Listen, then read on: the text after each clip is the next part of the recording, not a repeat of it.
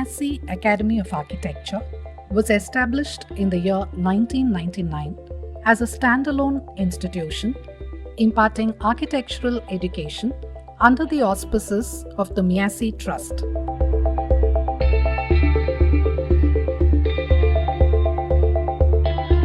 Muslim Educational Association of Southern India, a 104-year-old trust. Located within New College campus in the heart of Chennai city,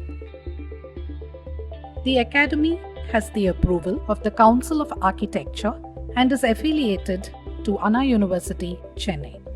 The Academy offers an undergraduate course, B.Arch, with a current intake of 160 students and 2 PG courses with an intake of 20 students each, one M.Arch General and the other M.Arch Real Estate Development.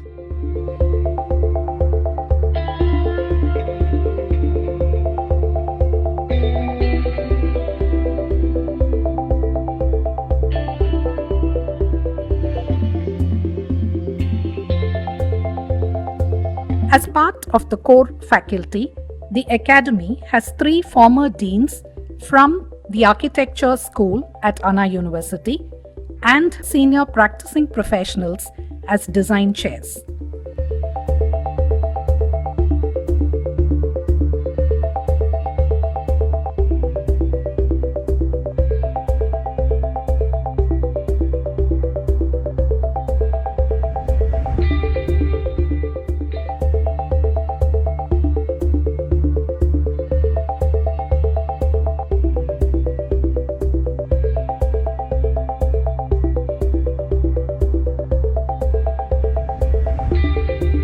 With support from the management, the institute is spearheaded by Professor N. Altaf Ahmed, Director, with his team of highly qualified and experienced faculty from across India and abroad, from US, UK and Netherlands, with specific domain expertise.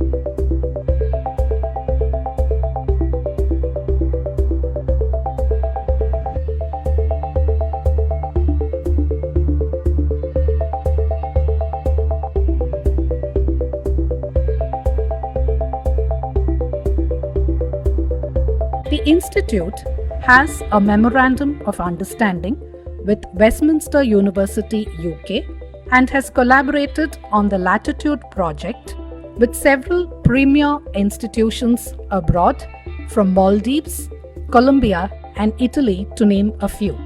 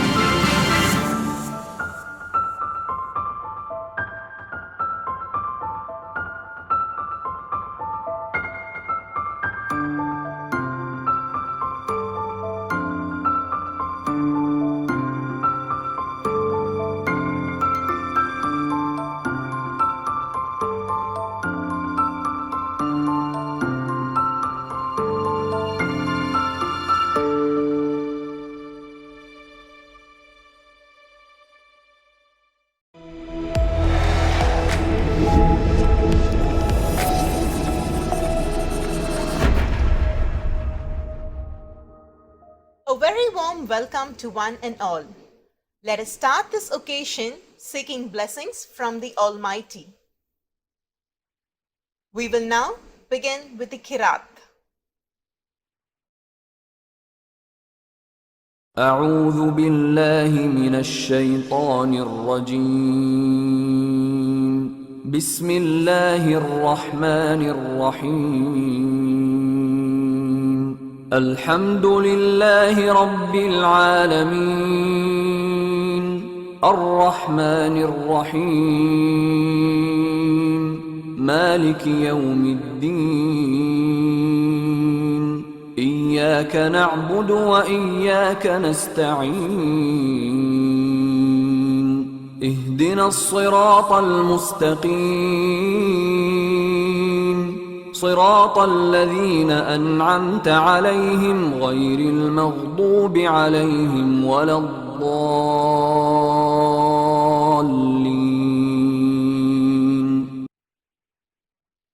We will now have the Tamil Thai Varth.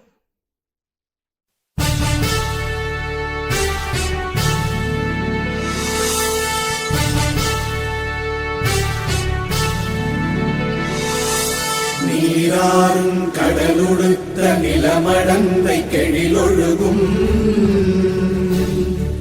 சீராறும் மதனமென திகழ்வரத கண்டமிதில் எக்கணமும் அதில் சிறந்த திராவிடனல் திருநாடும் தக்க சிறு பிறை நுதலும் தரித்தனரும் திலகமுமே திலக வாசனை போல் அனைத்துலகும் இன்பமுற எத்திசையும் புகழ் மணக்க இருந்த பெரும் தமிழனங்கே தமிழனங்கே உன் சீரிழமை திறம்பியந்து செயல் மறந்து வாழ்த்துதுமே வாழ்த்துதுமே வாழ்த்துதுமே.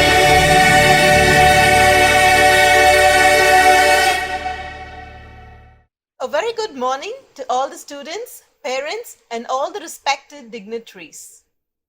It gives us immense pleasure to welcome you all to the 22nd Induction Day program at Measi Academy of Architecture. Welcome address by our Honorable Director, Professor N. Altaf Ahmed.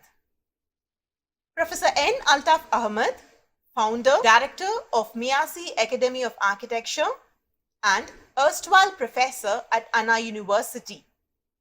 He is also a practicing architect with international experience and a recipient of Lifetime Achiever Award, which is a rare distinction from Indian Institute of Architects for teaching and professional practice.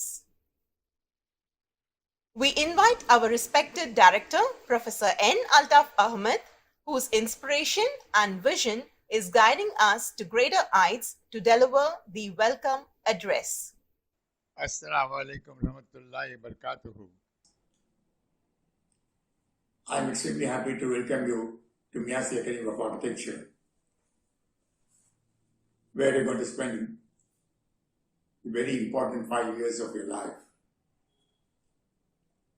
I would also like to take this opportunity to welcome architect Hejaz Kasturi from Malaysia, one of the leading architects who will be sharing his thoughts with you today. He will be showing you some of his works, which I am sure will inspire you to a great extent. I would also like to take this opportunity to say a few words about the prime movers of this institution.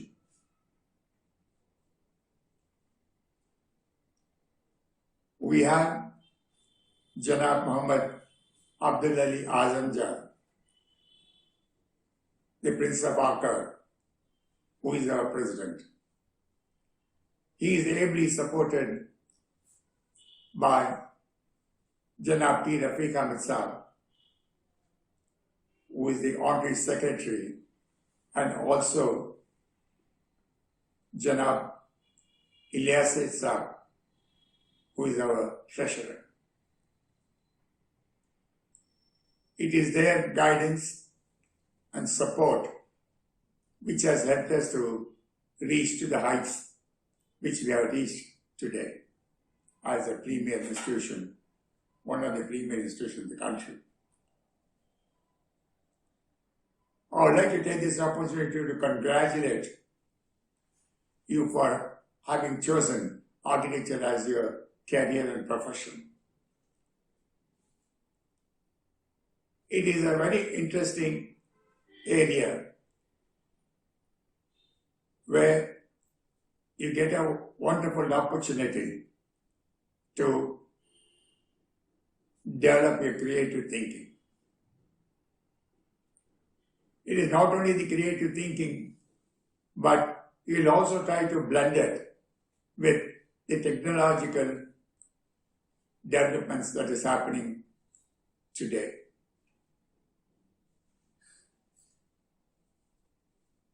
It is a very interesting and vibrant area where you not only you learn about designing buildings, but also other areas which has become part and parcel of the architecture profession today.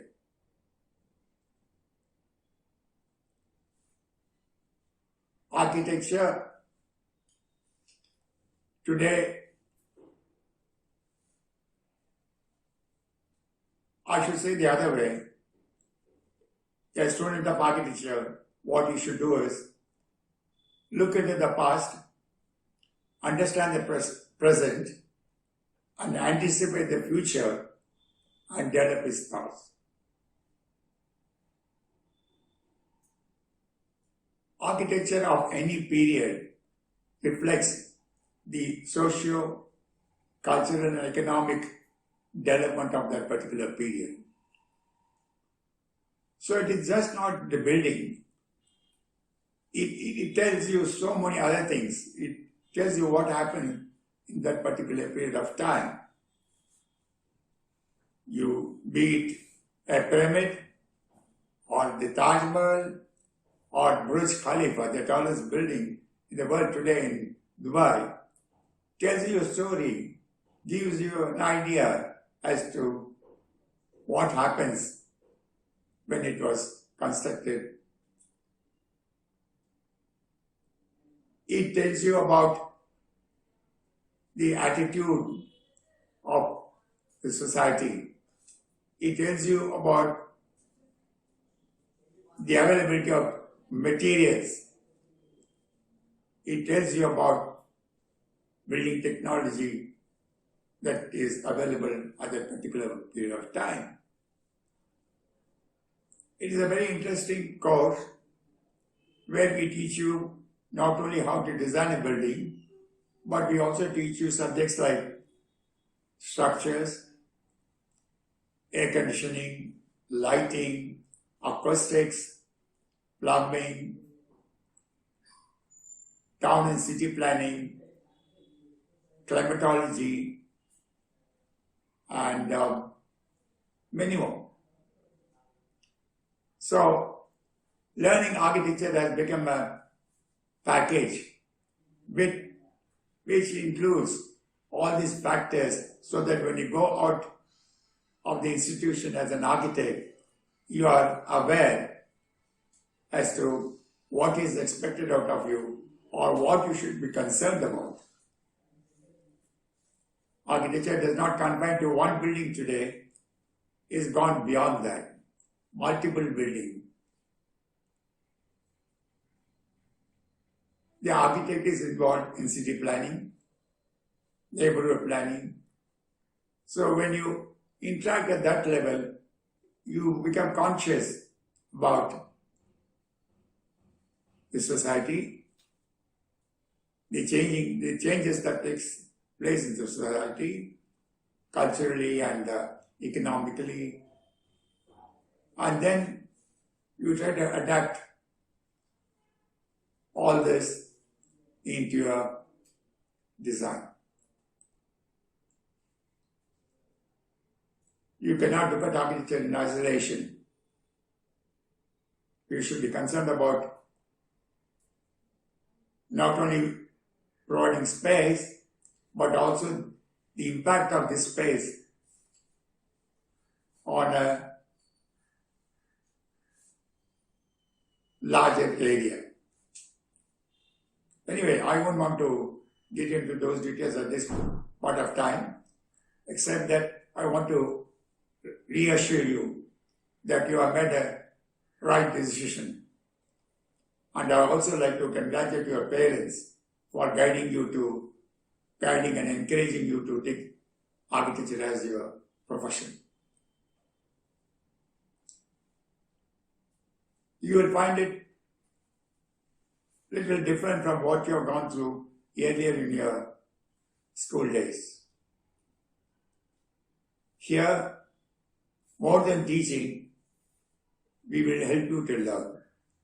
So it is very important, the initiative has to come from you. So you should be motivated, you should be committed, and you should have that attitude to learn. That will make you into a good architect. As regard to the college, we are provided with good infrastructure. We have a very good library. We have an excellent computer lab with the latest software.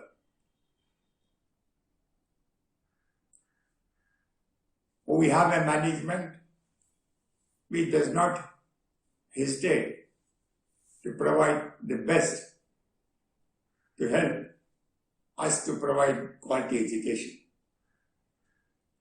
Our students who have passed out of this institution have done very well, and our students are in great demand all over the country. I get a lot of requests from senior architects from different areas of our country asking me to recommend students to work in their offices. Our students have done extremely well academically also. For the last so many years, the top ranks in the Anna University examination has been with us. We also have a tie-up with the Westminster University of London, where our students go once a year to participate in workshop and also take part in competition. I'm extremely happy to tell you that sometime back our students participated in a global competition and they came first at the global level. We are very proud of these students. Now, there are a few things I would like to tell you. On our part, we will not hesitate to give the quality and best education. But your effort to learn is also very important. The first year you may find it a little difficult because the teaching and learning method may be a little different from what you have experienced before. But all that we have to do is we should know how to manage your time. Once you learn that, they can very easily handle the first year.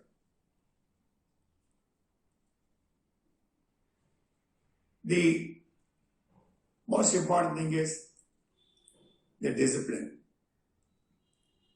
Now, this discipline is not only important as a student, but later in life also it's very important that one has to be disciplined. In our institution, we do not compromise on discipline. If I find somebody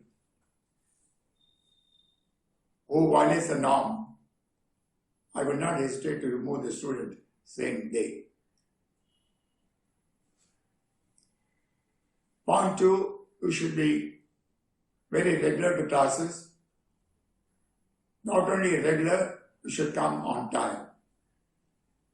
If you lose attendance, you will not be allowed to write the exam.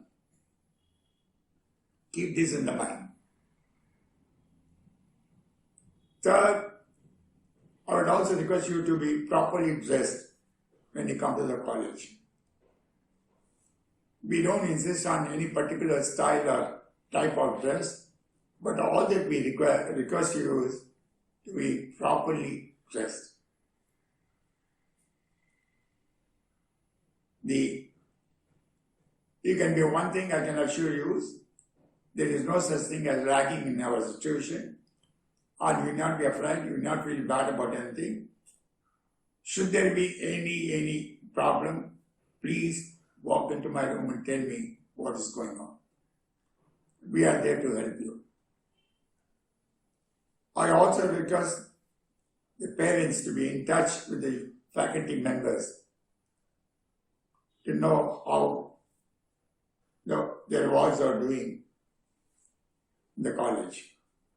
So, you have infrastructure, a good infrastructure, you've got all the facilities available to you, and you've got an excellent team of faculty members. And with this, you should do very well in your academics. Almost all the senior architects in the city, they come into our institution as visiting faculty. So it is just not teaching you something out of the book alone. We go beyond that. We get these architects to come and share their experience with you so that you know what is happening around the world.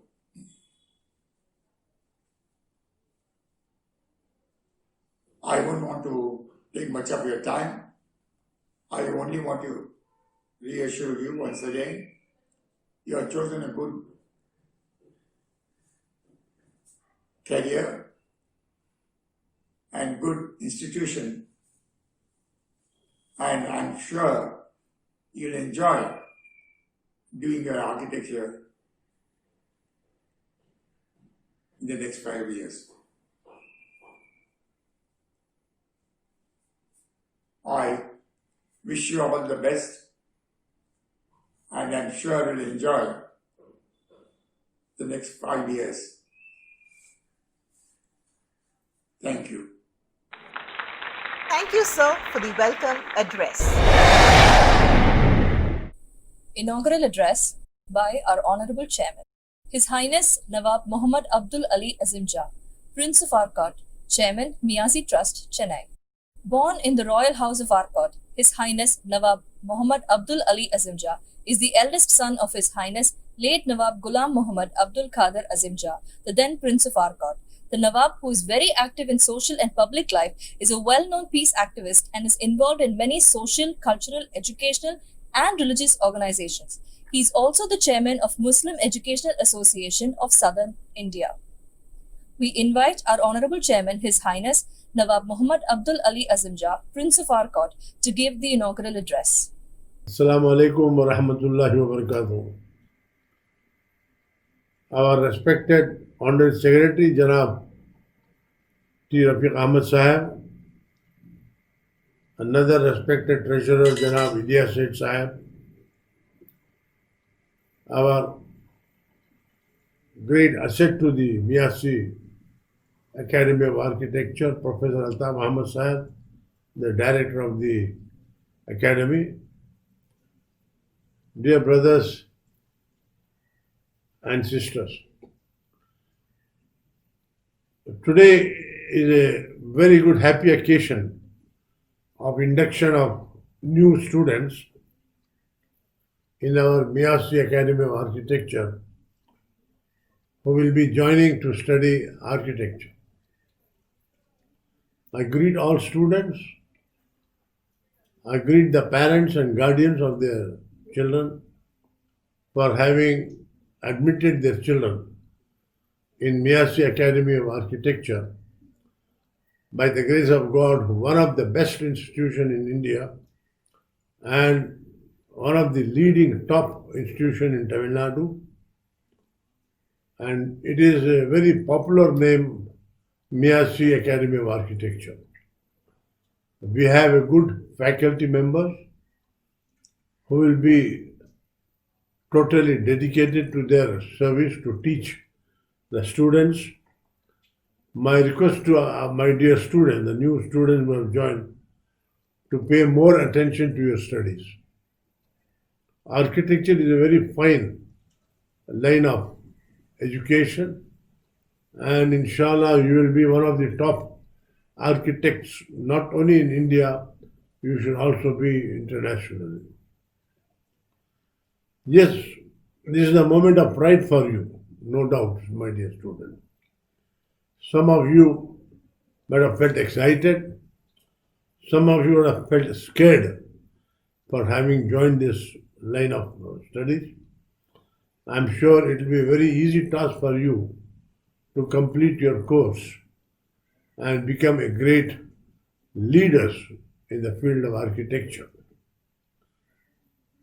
You have an excellent director, Professor Altaf Ahmad Sahab, who will be the real asset for you. He is a thoroughbred in his own way. And you have, as I said, very good faculty members, experienced people who are paying attention to the students in whatever manner possible to see that our students comes the best in the country. My dear students, you must always remember in your life that discipline is the most important, the conduct and character is most important. There is a very famous saying that three things we have to remember in life. If wealth is lost, nothing is lost.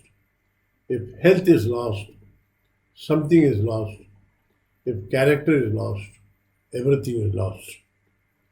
I wish all my new students who have joined the best in your studies, all success in your studies.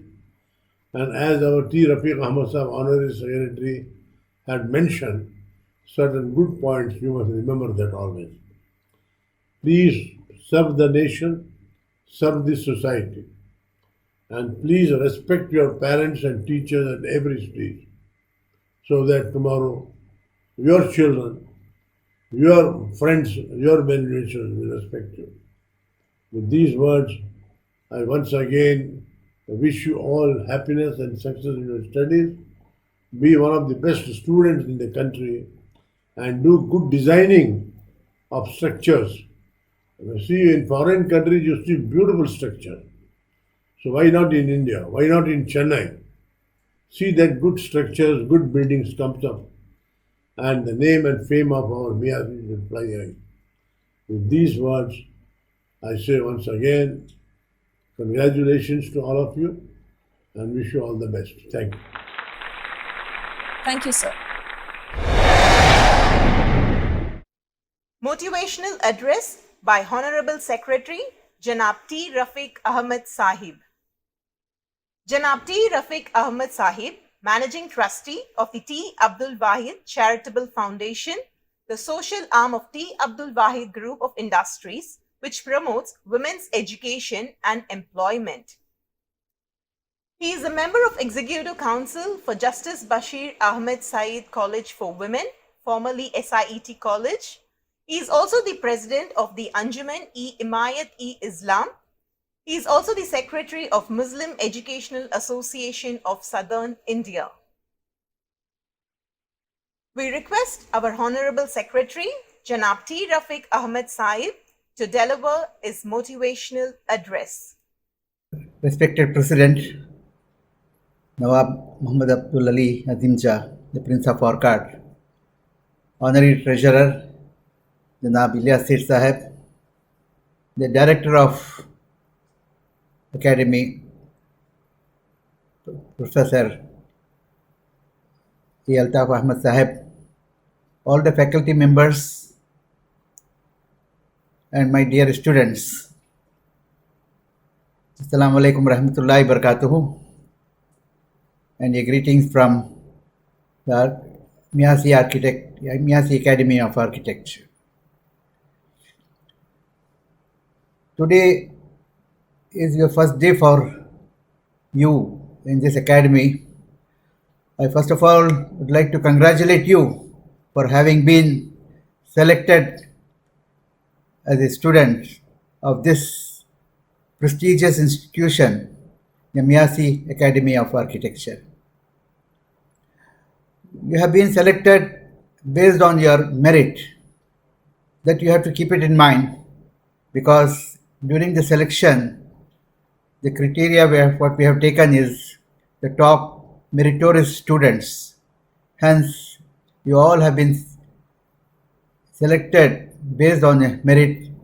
Hence, I regard you all a highly interested and enthusiastic student who have come to this institution. As you may be aware, our academy, the Measi Academy of Architecture, is one of the best in the state of Tamil Nadu. We are proud of our institution and we look forward to achieve higher grades in the coming years. We are proud that even in the last year, our academy created very highly qualified students, and in the university rank, out of the 40, nearly 18 of our students were ranked as the best. And also, it has placed first place in the national and international forums. The University of UK presented the Engineering Educational Award to Measi Academy of Architecture for his exemplary commitment. I'd like to inform you that we have been awarded institutional consultancy projects in Children's Hospital Egbur, and recently Government of Tamil Nadu has awarded a smart city development project in the town of Tanjore to construct a very high-end convention center and develop the bus stand. Also, we have been given to make the documentation for heritage in Tamil Nadu by CMD. We are very closely associated with the Council of Architecture, New Delhi. All the vice chancellors of Anna universities have visited our academy because they consider ours a benchmark in the field of architecture. My dear students, from today, your new career is going to start. You have come here to become an eminent architecture. The next 5 years are going to be very tough for you because this course is not an easy one. But once you come out of this successfully, you will have a very great career as profession. As an individual, I'd like to advise you to be conscious of your clients. The cost is most important. Just to show your skill, don't burden your clients with high cost projects, because you will come across your clients who will be very rich, well-to-do, who can afford to pay anything to get the best. But there will be also middle class who would have some budget, so that you have to keep it in mind while designing their project. My ambition is that India, with a huge population, should provide housing for each and every citizen of this country. Those who are living, those who are homeless, should also get a decent home. The government of India and the state government should provide housing projects for these needy citizens. For them, and very affordable development apartments should be designed so that they can afford to own these as their home. Hence, my always thinking is our students must always keep the cost in mind and provide something very important, very affordable for this level of citizens who cannot pay high cost, but at the same time they have the right to live peacefully in their own dwelling. Hence, while you will be doing this project, your own profession, you must keep in mind that you see the cost consciousness while making the project. India, with a lot of potential before us, is going to develop very much. You all will be aware that new cities, new countries like the Gulf countries, the Dubai, Abu Dhabi, Singapore, Malaysia, all have developed in recent past, and they have developed infrastructure which is one of the best in the world. They have outbeaten even the Western countries and USA. Hence, India, with such a large population, which is such a large extent of land, have the potential to develop the projects which will be a pride of our own country, and for international level this must stand and state of art projects. Hence, you have got a field open to you to prove your once you come out of this institution, you have a field to prove your skills in developing projects which will be most prestigious for the country and also for your own self. Academy will be happy to see that you all come out successfully in your career and have a great future. While welcoming you all to this first year, I wish you all and pray to Almighty that you all will come out successfully in this 5 years course and become an eminent, experienced and well educated architects of the country, and I wish you all. At the same time, I wish your parents also that they have sent you to this great institution, and inshallah you all will have a great career in future.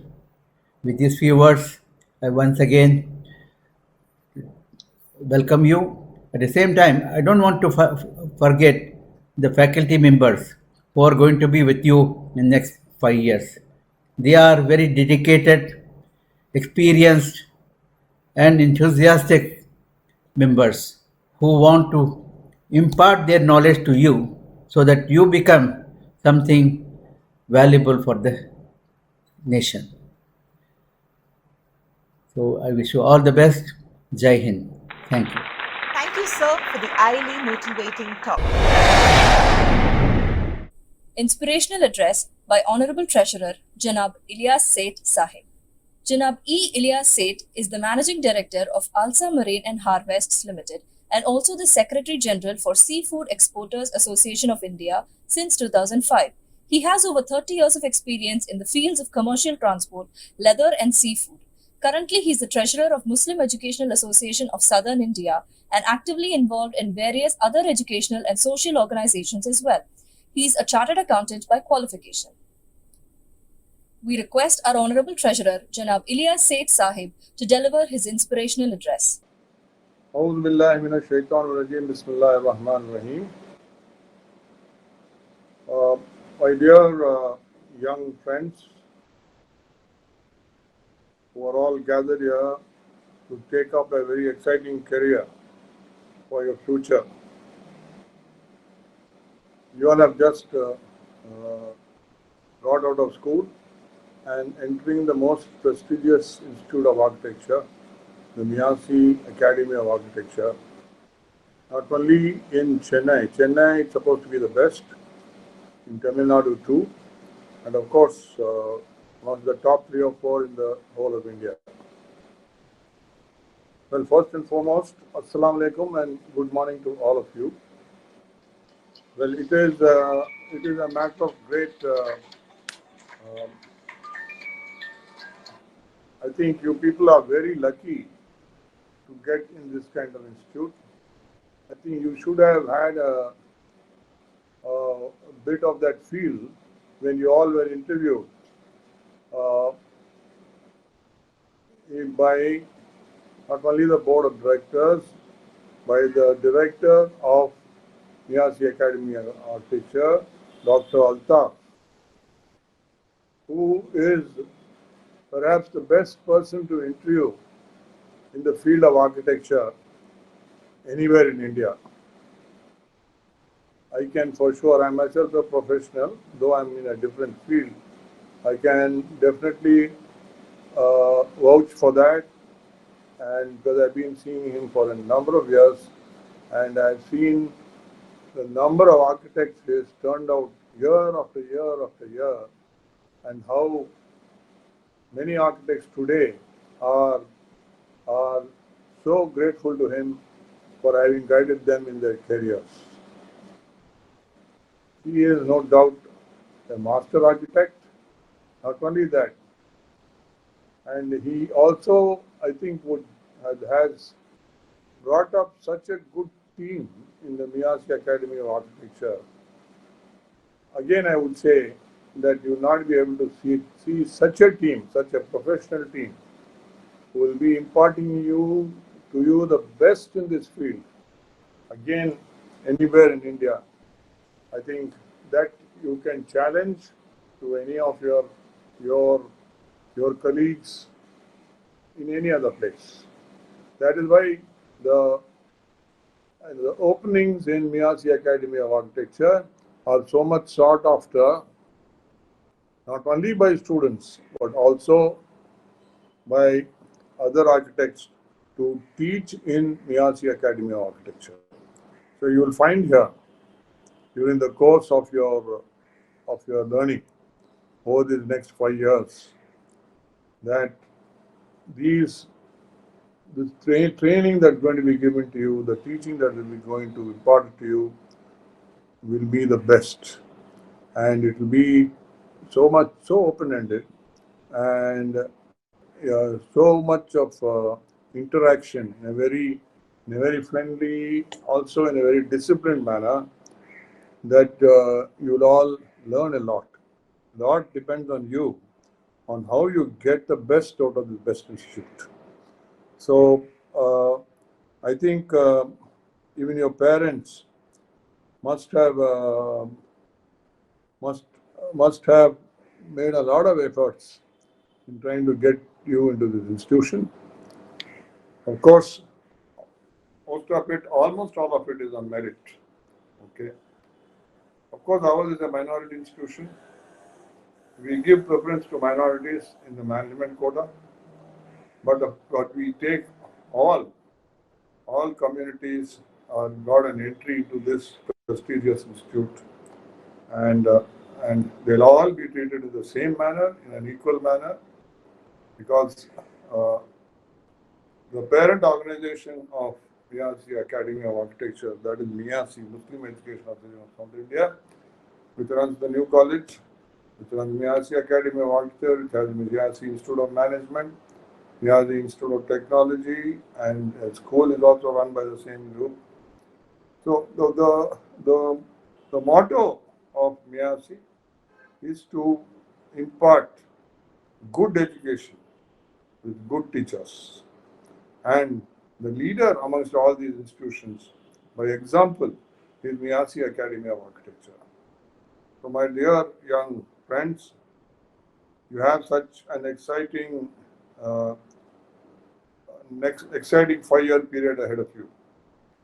So the job of Measi Academy of Architecture is to train you all as not only the best architects, but also to see that you are trained as best good human beings, good professionals, and with a good kind of approach in life for you all to move ahead after that.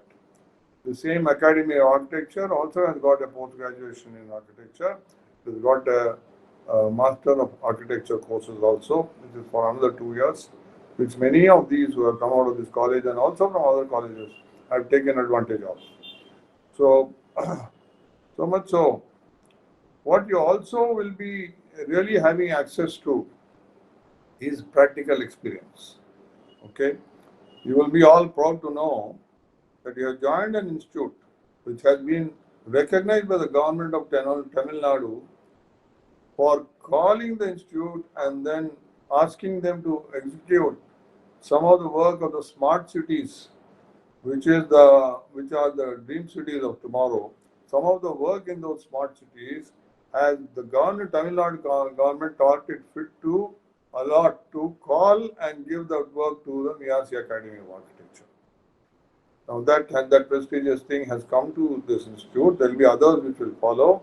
So you all will be involved in such programs so that you have got hands-on experience in architecture.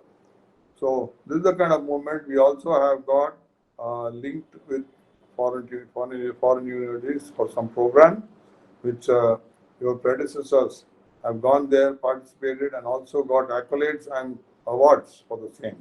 We are sure that you will not be lagging behind in that effort. So there is a lot that you can learn. There is a lot that you can give to this academy also in the process. So with this, what I would say is, now these 5 years ahead of you, and you're going out into the world after that to achieve what you have an ambition for, will all be very convenient during the next 5 years. So please make the best use of it. Thank Allah for you being given an opportunity in this great institute, and make full use of it. Thank you. Thank you all. Thank you so much. Thank you, sir, for your valuable speech. Special address by Chief Guest Architect Ijaz Kasturi. Architect Ijaz Kasturi is a Malaysian architect. He is considered to be the father of Malaysian architecture of the second half of the 20th century. He earned a Bachelor of Architecture degree from University of Melbourne, Australia in 1965 and a Diploma of Town and Regional Planning in 1966 and a Doctorate in Architecture 2007. He is a member of Board of Architects Malaysia 1974, Fellow of Royal Australian Institute of Architects 1975, Associate Member of Royal Institute of British Architects 1967. In addition, he has been awarded several honorary doctorates. He formed the practice Ijaz Kasturi Associates in 1997, whose focus is on major concerns of architecture, town planning, and also arts.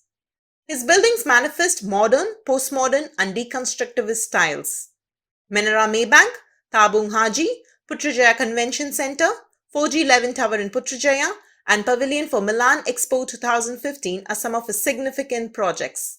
In 1998, he received the Tokyo Creation Award and in 2001 the Malaysian Architects Gold Medal. His projects have been featured in many publications, including Sir Bannister Fletcher's History of Architecture. Architect Ijaz Kasturi's projects contribute to creating a Malaysian identity and giving Malaysian architecture a significant place in international architecture. With immense pleasure, we would like to invite our chief guest, Architect Ijaz Kasturi, to deliver the special address. Good afternoon. My name is Ijaz Kasturi. I'm a practicing architect. Today, I am talking about a lecture on the life in architecture, especially for first year students for the first part, and the second part will be for all undergraduates. To the first year students, congratulations for getting into your faculty of architecture. You are among the privileged few that manage to gain admission to higher education. Think of how lucky you are, and think of your friends and relatives who could not get into the university or higher place of learning, although they may have the means. So while you have this opportunity, make full use of it and go through the course even though it's going to be difficult. If you don't succeed, you try and try again. I realize that some of you choose this course of study through pressure from your parents, or some because they were given scholarship allocation by the government to do so. Others may be influenced by architects, friends, or they know architects around there. They're inspired by their work. And others still because they want to do it. Whatever the reason may be, you have chosen the best course for higher study because it embodies all kinds of studies and subjects, from humanity, arts, science, technologies, law, and so on. Although it is in general that you should know these subjects, but in particular, you will zoom into your field of study, which is design in architecture and the practice of architecture. This is what you will be taught. But you must know all kinds of subjects because you'll be involved in architecture. You will be involved in all kinds of works, from stadium, from homes, small one, to schools, colleges, a theater, all kinds of work. Therefore, you should know all about these subjects, although you are not in detail. But later on, at least you know when you do your research where to go to and how to get them, and who are the people you should be involved in your major work later on.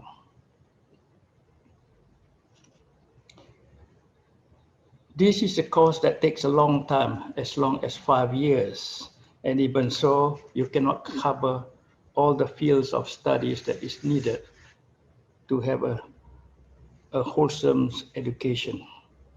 But that's enough to start with, and later on you got to follow through with all kinds of studies. Now, while you're at the campus in the higher school of studies, you make use of your time because this is a period, the best time of your life.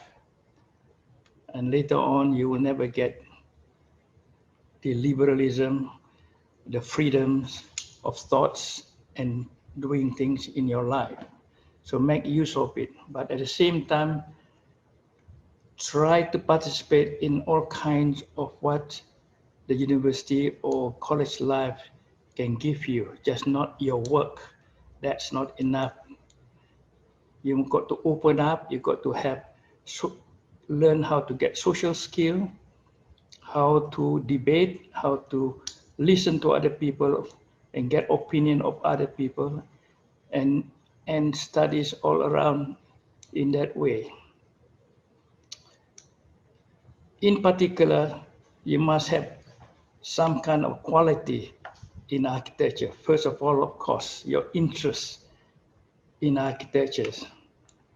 The rest is what is associated with architecture.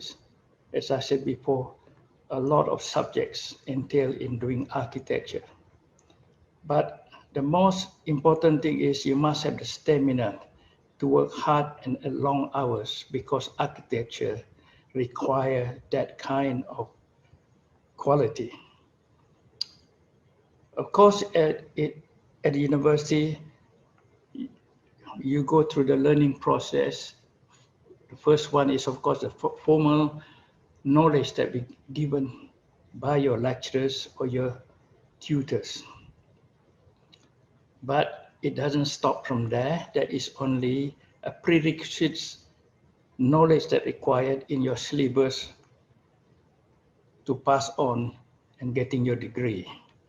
But you should have broad-minded liberalism and always inquisitive mind to know how things are made, how buildings are formed or put together. And that is the best education of all, is observation. Always observe around you, your surrounding. If you sit down, look around you at your corner, how it was done and it was built, how big it is and so on. And learning process is everywhere, not only formally in education, in the studio or in your classroom, but today's, you are open up to all kinds of informations, not only from friends, by talking to them, or from your elderlies, or even from your internet. That's full of information, you can get it. So develop that. Two things you must develop. A is sustainability in yourself, that you have a lot of stamina to work long hours and to absorb everything that you see and become a memory, or become a visual memory, that like a computer, it can come out when you need it later on. And that's how you should have that quality of the inquisitiveness and always wanting to learn something and work hard. So what is architecture? Architecture, in simple definition, is the art and science of building. You don't have to know a long definition, and always keep this in mind. I repeat again, architecture is the art and science of buildings. Underline the art and science, and forever you will be consciously know what it means. All man-made structures and built environment can be buildings, but not necessarily architecture. For architecture, buildings must have aesthetic values. Human beings are adaptable and resilient creatures. They can form their own habitats and initiate their own survival in any circumstances and in any places, be it in the hot, arid desert to the coldest, snowy countries. In fact, human beings can live in a box if there is enough ventilation for the oxygen for you to breathe and light to see. But that is not enough. Your inner soul is always seeking for beauty. But the interpretation of beauty is even challenging. One differs from one person to the others. You all often see that your own parents, mother and fathers, differ in their opinions in terms of choosing something beautiful. One would like red color and the other one is blue. And it's forever is that kind of debate going on. So it's with you and your siblings and your friends, and later on at the university, even with your lecturers. But that kind of beauty is what we call subjective beauty, emotional beauty. It is not a learned beauty. The difference between that is another form of beauty, what we call objective beauty. And that is what you learn, how to form these aesthetic values. Aesthetic terms and concepts ponder over such quality as beauty, sublimity, and even ugliness and dissonance. To create a high standard of aesthetic value, one could apply the following principles in architecture.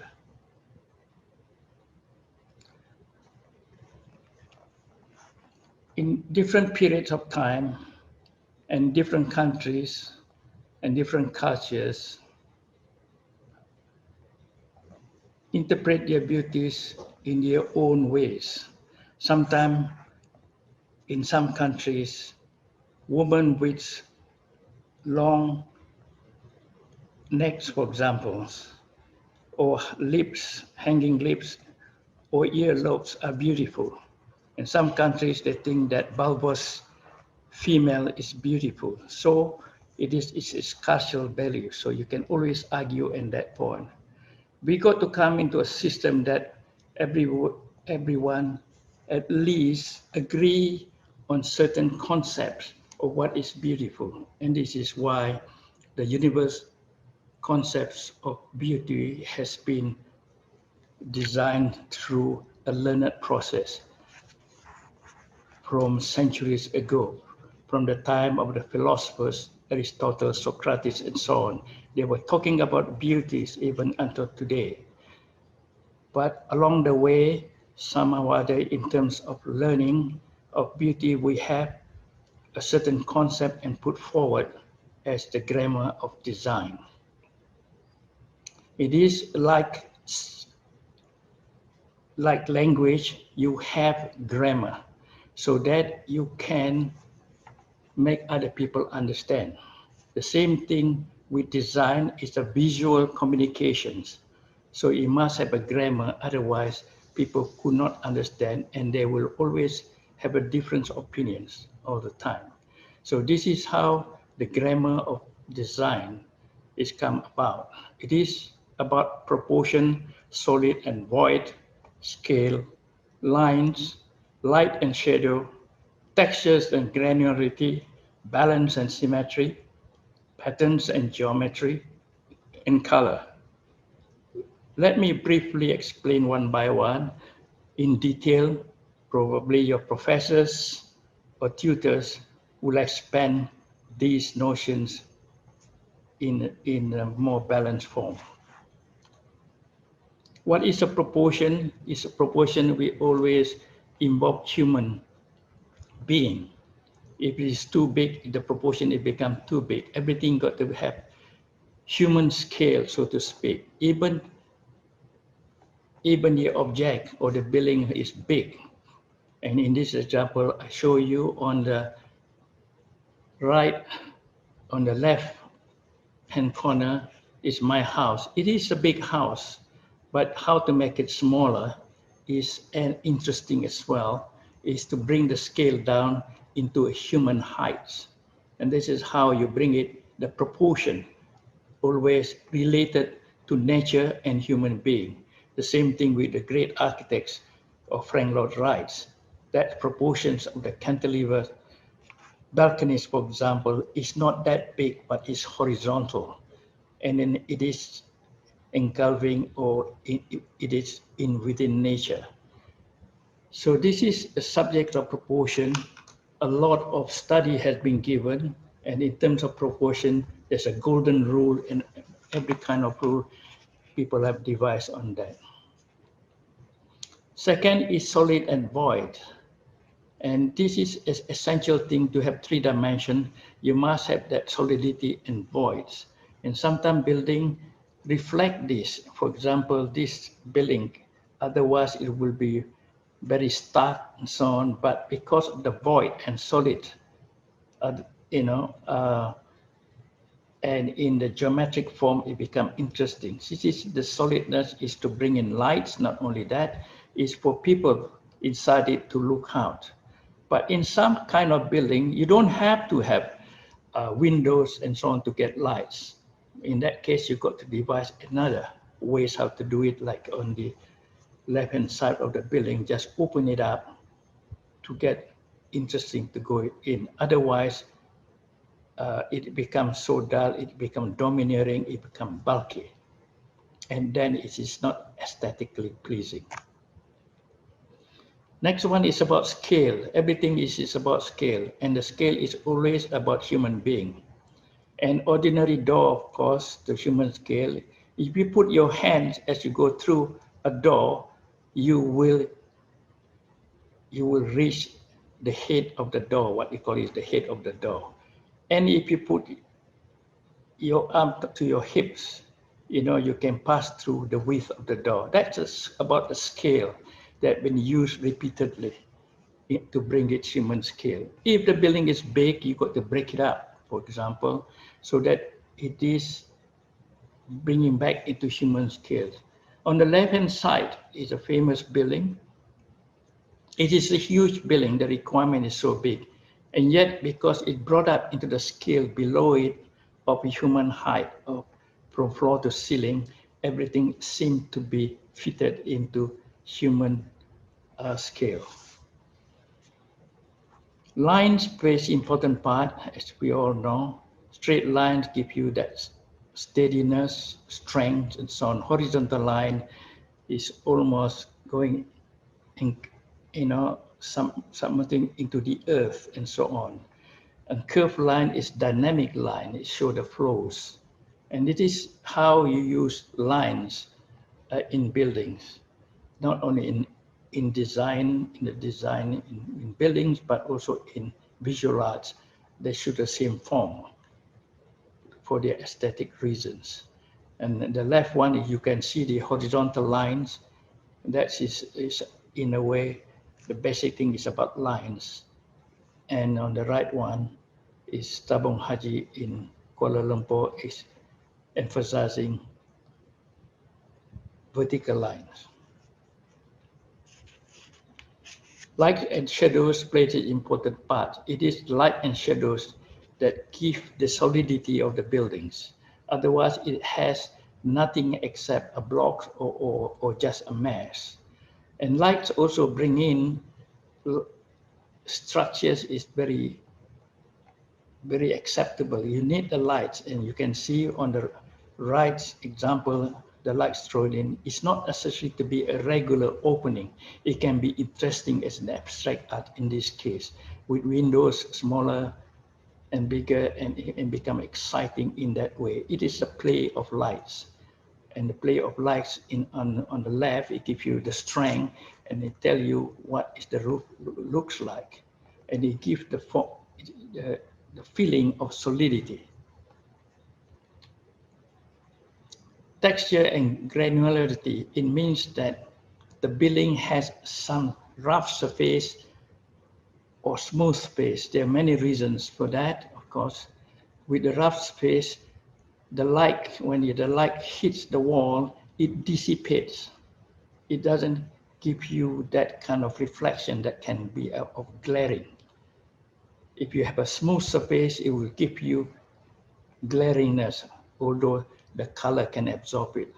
And this is 2 examples of textures and granularity. Another needs in terms of good design is to have balance. Otherwise, your eyes looking at the object are not restful. It must have a balance. And this is an example of a buildings that has balance, 2 groups of buildings. When you look at it, somehow it's restful to your eyes. Patterns and geometry is the most exciting parts of architecture because you can devise all kind of pattern or all kind of geometry. On the left-hand side is what they use for the roof, a tile roof, but using a colored tile roof to make a patterns out of it. It's like almost like embroidery. On the right here is a pattern on the facades by using the structural elements. So that facade, as you see in X form and so on, is not only a pattern, but is also a structural cantilever. Color, of course, the most important part. And as you know, again, with color, different cultural values adapted to it.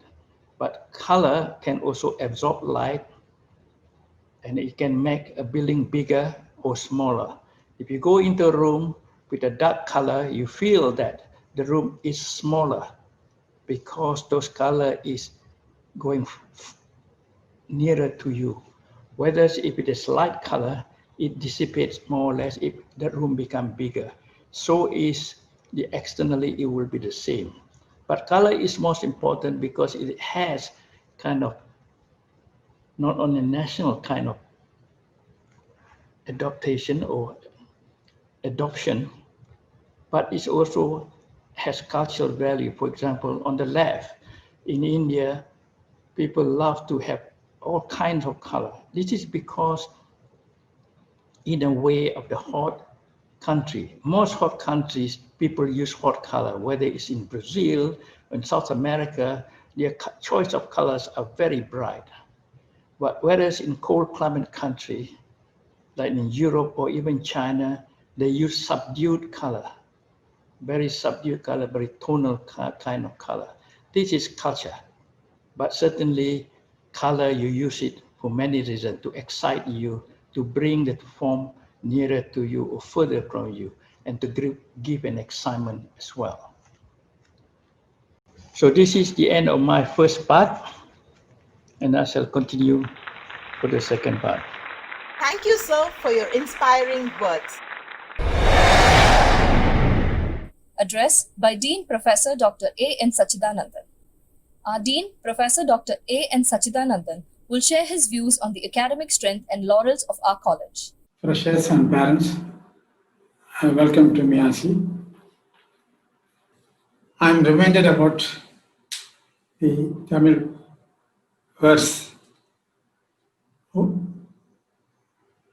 ஓடுமீன் ஓட ஒருமீன் வரும் வரை காத்து நிற்குமாம் கொக்கு. You people have been waiting for the appropriate fish to come to catch, and now you got it.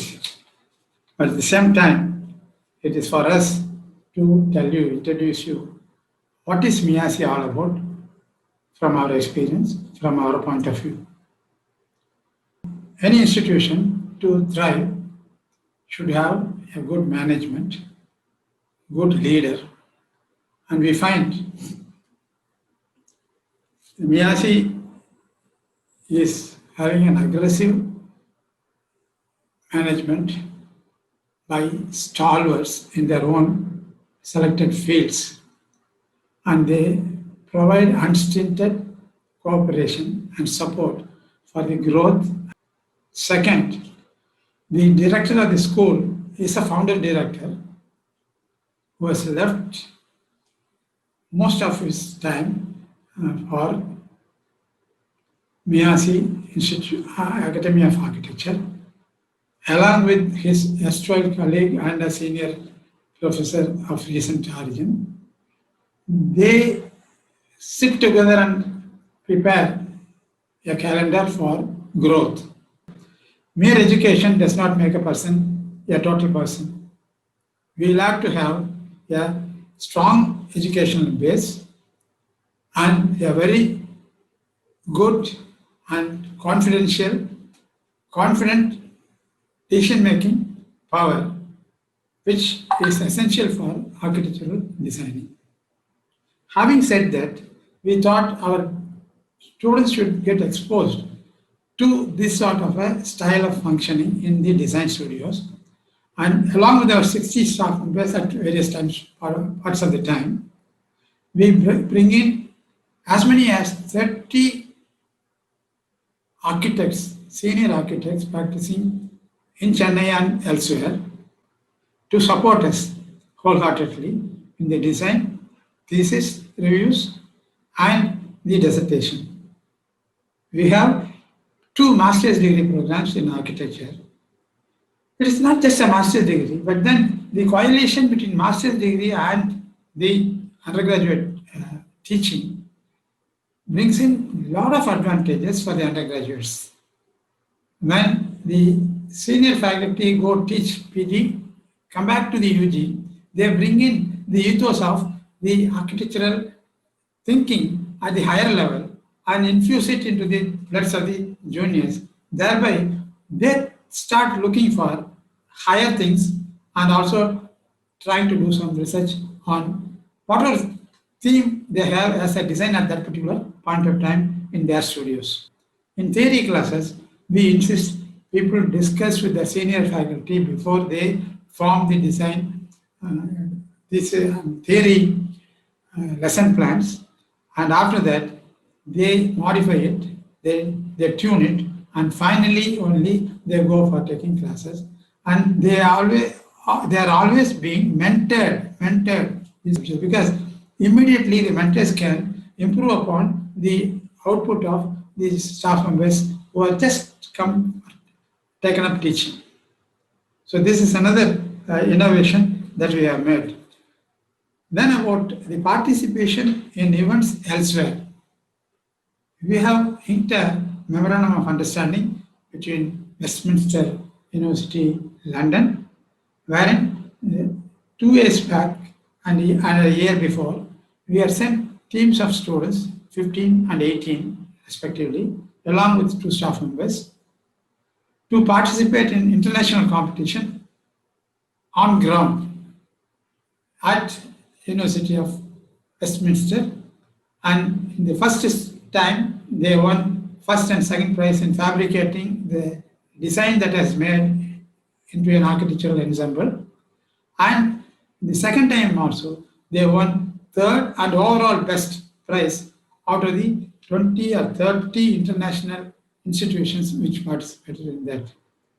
In the case of Lincoln, they attended 15 days summer school on future of architectural education, which opened the way for them to think in terms of going in for further studies elsewhere at different points of time. The broad-based education we give has given them that sort of an option to face the riddles of life elsewhere independently. Right?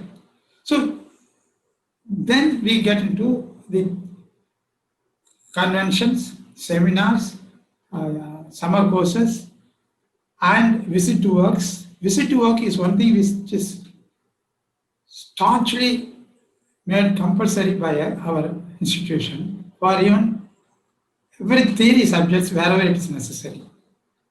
So that makes them very much exposed to reality of life, and that they love it much. Then that has made the way for them.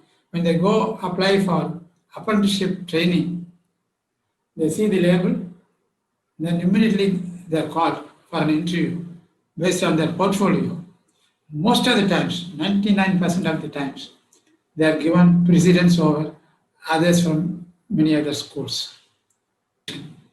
I would like to conclude quoting from Tamil again. Varambuyera நீருயரும் நீர் உயர பயிர் உயரும் பயிர் உயர குடி உயரும் குடி உயர cone உயர்வான். What does it mean? If there is a boundary conditions which is well defensive, if there is a resource like water, if there is a, let us say, raw material like paddy, then if there is a fellow who looks after the farmer and the product is going to be sumptuous, more than expected. If that is the case, what more anybody will look for? And automatically the ruler or the leader of the team will be feeling fabulous.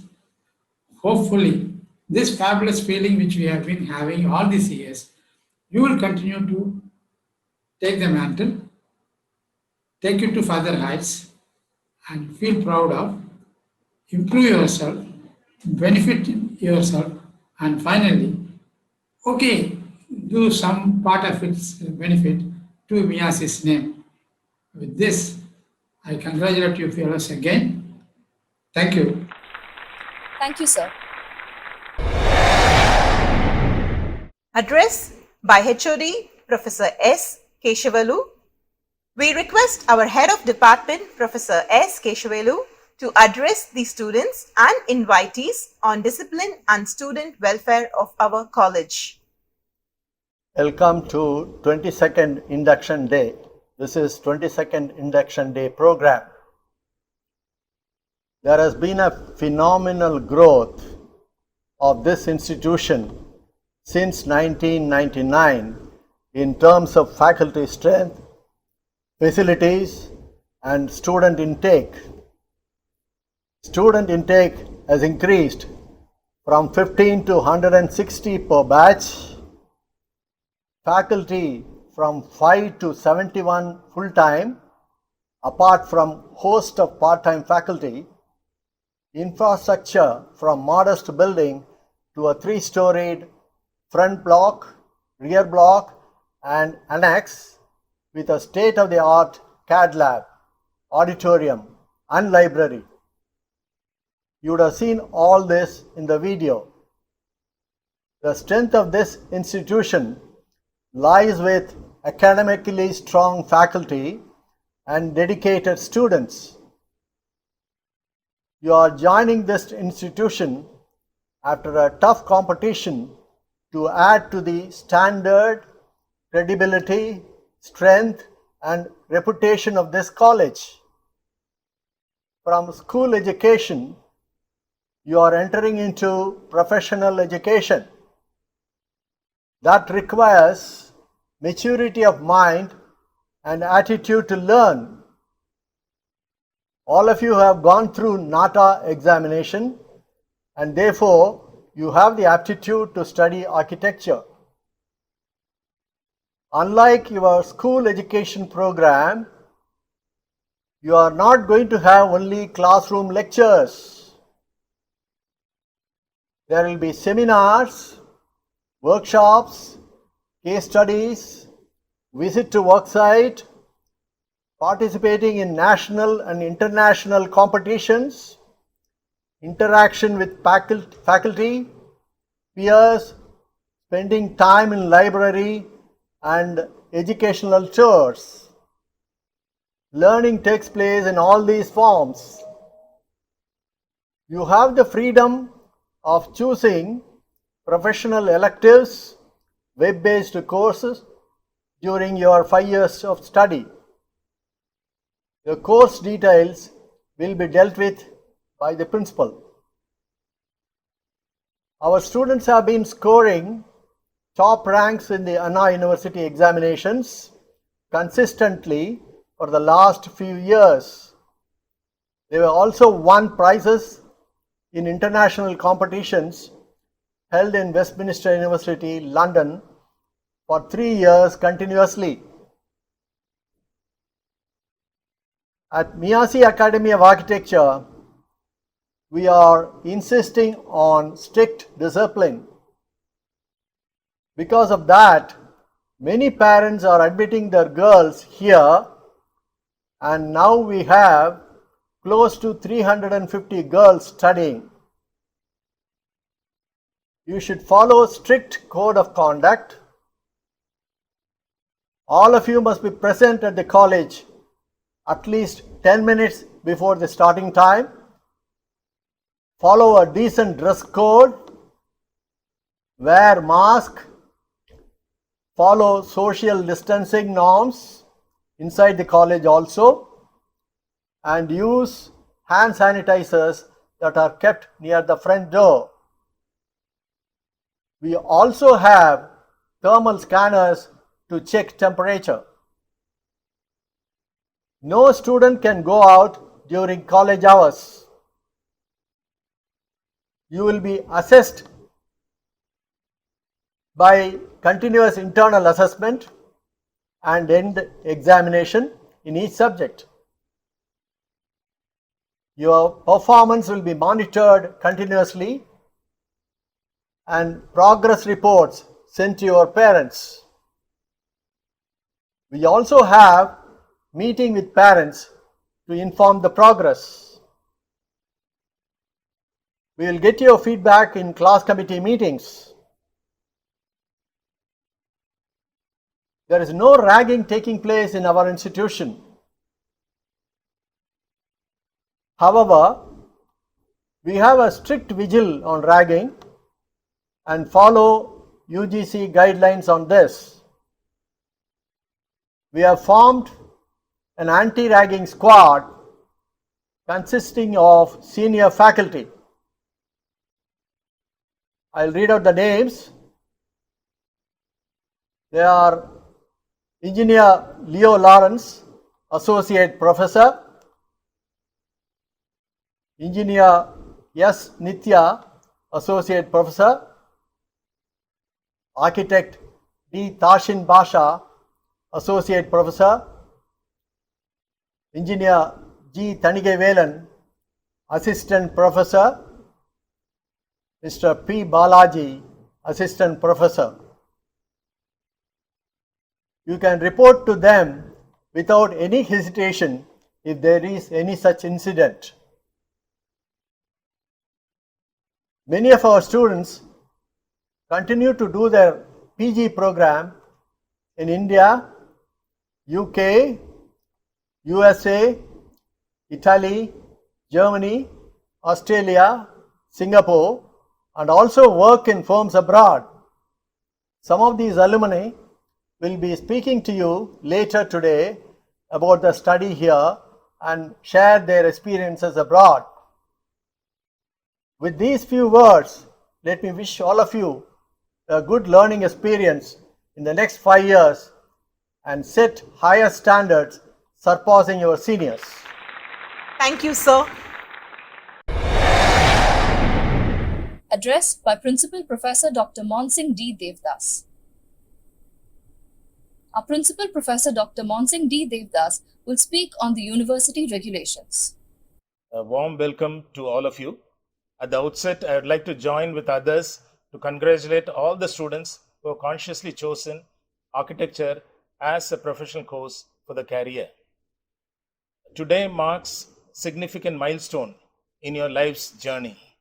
According to a recent survey, out of the total Indian population of 1.3 billion, only 9% of the students enter college, of which 0.18% of all Indian students enter professional courses, including architecture. Therefore, you are a privileged one to study professional course, and more so at Measi Academy of Architecture, which is ranked number 1 among the private institutions in Tamil Nadu. The B.Arch degree program is a creative professional discipline defined as art and science of building. Architecture, in a sense, is the study of spaces. In this 5-year B.Arch degree program, from day 1, you will be studying the courses relevant to professional requirements to mold you into an architect. The course content of B.Arch is based on the guidelines of Council of Architecture, a regulatory body for B.Arch degree program. You will be the 4th batch of B.Arch students coming under the regulation 2017, which is a choice-based credit system. As for the curriculum, every subject is called a course and of 3 credits. Studio courses as architectural design ranges from 6 to 8 credits. Practical training 12 credits and thesis 16 credits. Typically, a 3-credit course means 3 lecture periods per week and 2 studio periods is equivalent to 1 lecture period.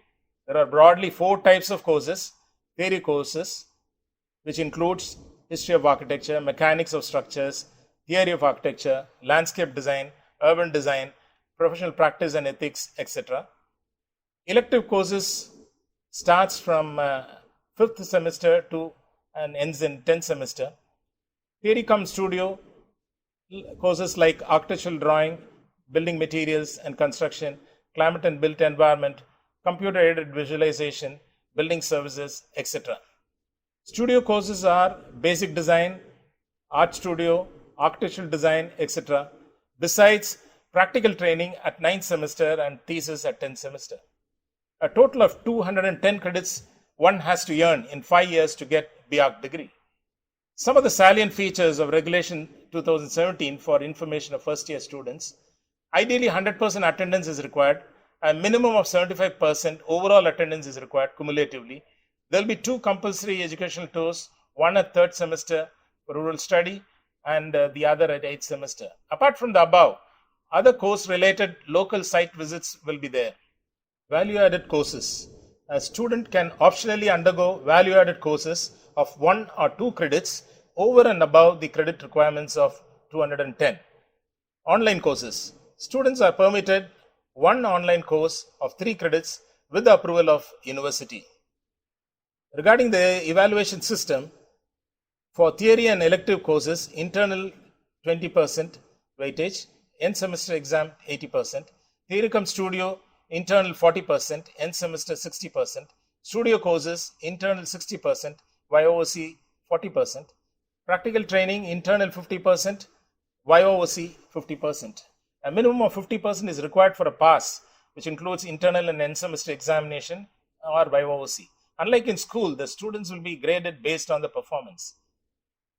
Letter grade O stands for outstanding with a grade point of 10 with a mark range of 91 to 100. A plus is excellent where the grade point is 9 and the mark range is 81 to 90. A very good where the grade point is 8 and the mark range is 71 to 80.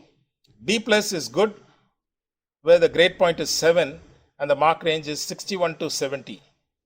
B means average where the grade point is 6 and the mark range is 51 to 60. Any candidate who gets less than 50 will be graded as RA. When a student obtains a CGPA of not less than 8.5, he is classified under first class with distinction. When a student obtains a CGPA of not less than 7, all other students will qualify second class. At the end of 5 years, we train you to be an architect licensed to practice architecture at any part of India. In case if you want to specialize after 5 years, you can do a master's program in architecture or allied fields. In India, there are about 20 different specializations available today in architecture alone as approved by Council of Architecture. Some of them are general architecture, real estate development, housing, digital architecture, interior design, product design, project management, urban planning, urban design, environmental architecture, heritage conservation, sustainable architecture, to name a few. You are a special batch, 22nd batch of students who are here to set the standard and raise the benchmark of the college. Your 5 years of study will decide your next 50 years of your active professional life. Finally, I would like to say that you are at the right place to make your dream come true. I wish all the budding architects a bright future. Thank you. Thank you, sir. Vote of thanks by Professor Kunnakudi Srinivasan.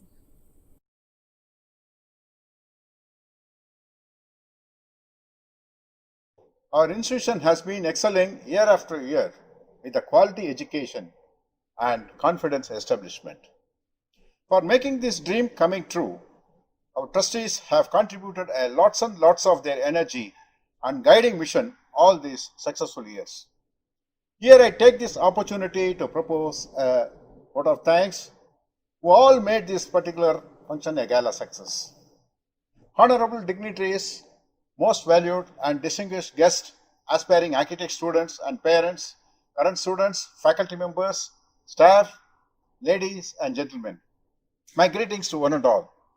It gives me immense pleasure to deliver this vote of thanks for this magnificent event to all the dignitaries assembled over here. I would like to thank our honorable dignitaries, managing trustees, His Highness Nawab Muhammad Ali Azimza, Prince of Arcot, our beloved chairman, Honorable Janab T. Rafiq Ahmed, our honorable secretary, and Honorable Janab Elias Said, our treasurer,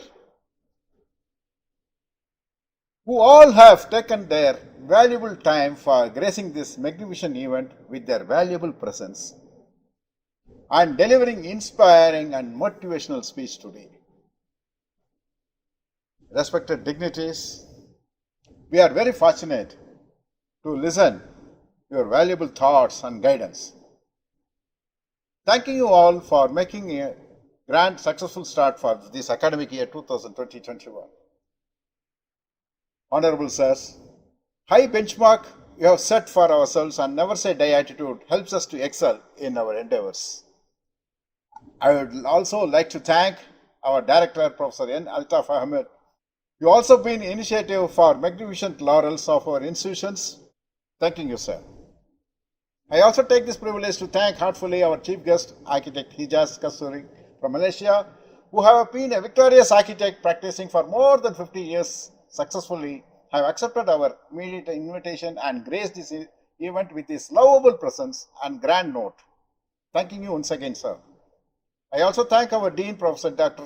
A. N. Sachidanandan, for his elaborate and valuable speech, which are guiding factor for the students.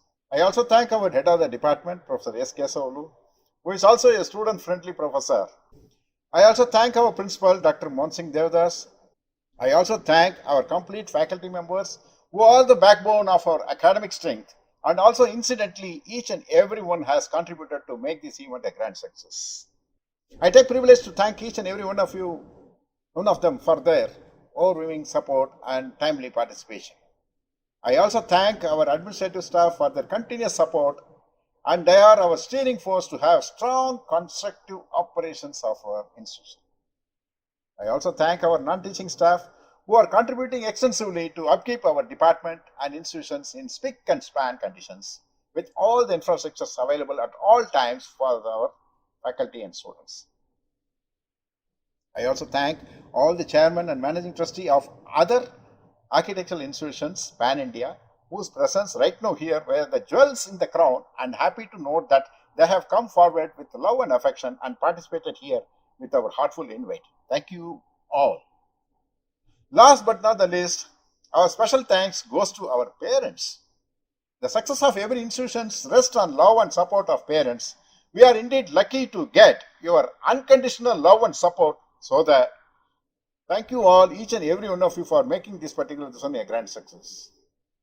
Finally, I would like to extend my wholehearted gratitude to our illustrious students who always live up to our expectation and who are our pillars of strength. Thanking you all for making this program a grand success. Thank you, sir. We request all of you to kindly join us for an inspiring and interesting second session, where our chief guest will be presenting his architectural works and your faculty will be introduced to you, and there will be a demonstration by your arts faculty. Thank you all.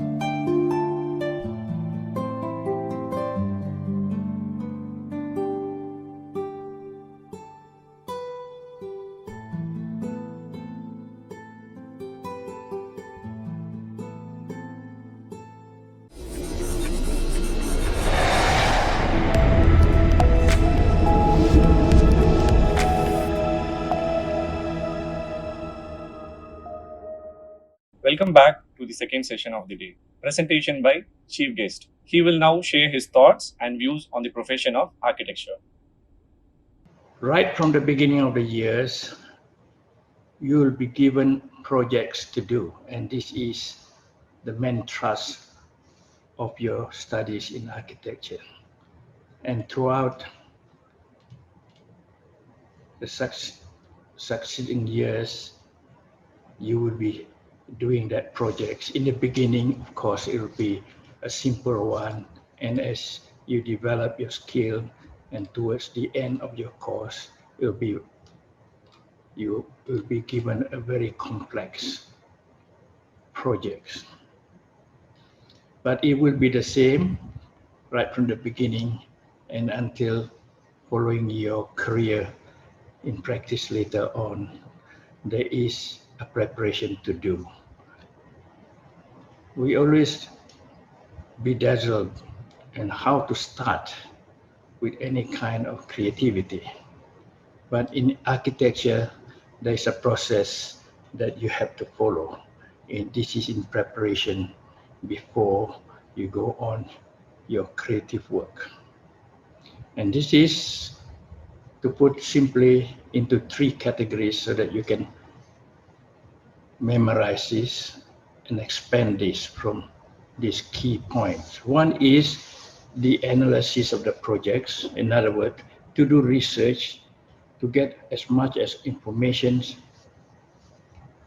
as you can get it. And what are these analysis of this project? Is first to establish what is the objective, what is the purpose for the projects that's requested, and work out the requirements as the capacity to be done, whether it is house for living, or theater, or sports arena, and so on, is a number of people, or seats, so on. So you must have these requirements. The third one is the budgets.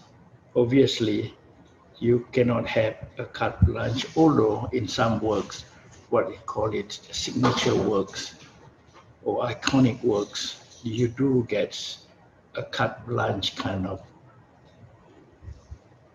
budgets, because they're looking for different things altogether. And next one is the site.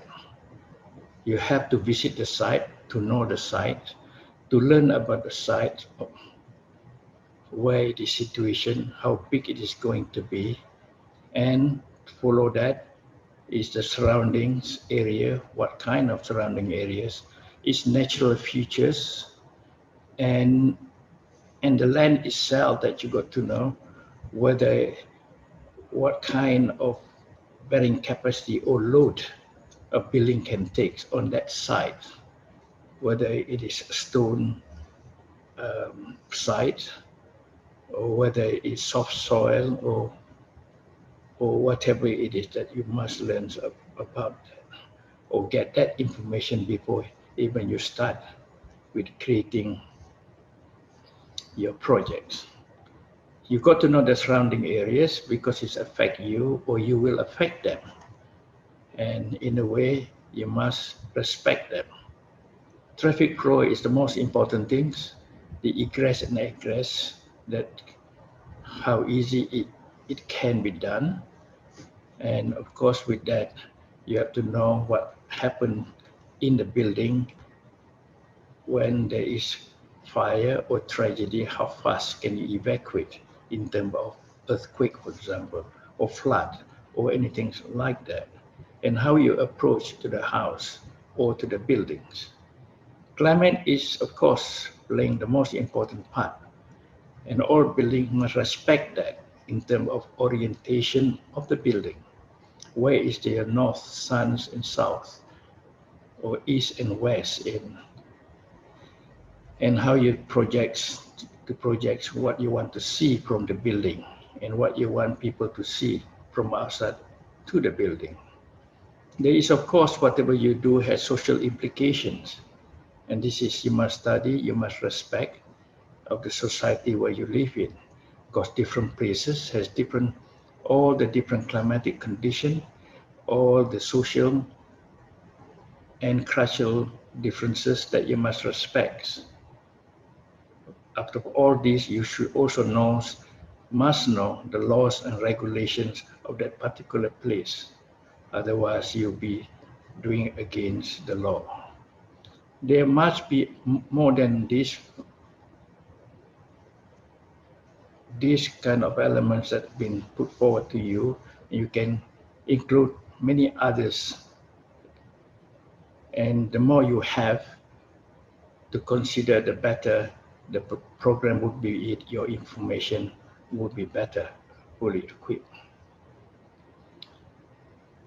Next is about planning and construction. This is where you begin to create. First of all, you have the requirement, you know what space is like in terms of volume in some cases. The volume must be higher or the height may be higher than that. It's all depending what is the requirement. Of course, we always want to build for economic reason. We don't want to build something that you don't need it. And this is why we have what we call architectural standards. Everything has to be done. If it is the room for living, the bedroom, the master bedroom, what is the minimum size that's allowed? But of course, you can do bigger than that. This is in order to bring economics into it. Economic doesn't start with only the planning, how you relate one room to the other. In a small project, of course, it's much easier. When you have a complex buildings like hospitals or hotel, they are more complex like to that, and this is where the relationship of one building to the other, one room to the others are most important. There is always a hierarchy of places, what is most important, what is secondary important, and the rest of it. So you have to devise that and put that into perspective, into place. Then together with that, you got to know what technology you got is available for you. You got to think how to adopt it. There are many ways of doing things, depending. In some countries, of course, you don't have the high technologies as in some other countries. Either big cranes or big lift or whatever it is. It is limited in that time. Next question is you got to think right in the beginning, it is your constructions you're going to adopt. And frankly, there are all in all about 5 types, although now they're beginning to have digital kinds of building materials using decomposed material to do it, but this is still in the beginning. But normally it is based on load-bearing constructions. In other words, the material itself will carry the load, whether it is earth bricks or other kind of brickwork that you build it up to 1 story, 2 stories, or maybe even up to 6 stories. The most frequent use is of course concrete, and with concrete it can follow into all kind of form because you use formwork. It is very plastic in a way. You can be rounded, you can be in any shape that you like. It's like a sculpture in many ways. The most popular one is what we call post and beam methods. In other words, it's a post. It's either that post can be timber, in some cases it's bamboo, and in some others even they use paper posts and beam to do with that, and this is how they construct it. Next one is slab and wall construction, and this is what normally prefab fabrications have been adopted. With slab and wall, it's like a domino sets. You just put one on top of the others, the slab and the wall, and it is the most easily constructed and speediest of all others. Next one is steel and glass, because not every country have that technology of steel, especially in the hot, humid areas. because steel is bound to corrosion, and if not, it'll be very expensive to safeguard it. Not only this that you're going to think about, because the most important is your environmental impact. Whatever you do has an impact to the environment, and you have to safeguard that. Not only when it's finished, this building, but also during constructions. What kind of material you use, what kind of technology you use, that has an impact on your environment. Of course, today's trends and what is important today is, of course, energy saving. And this is what we call green building. It is now become necessary in any creativity of architecture.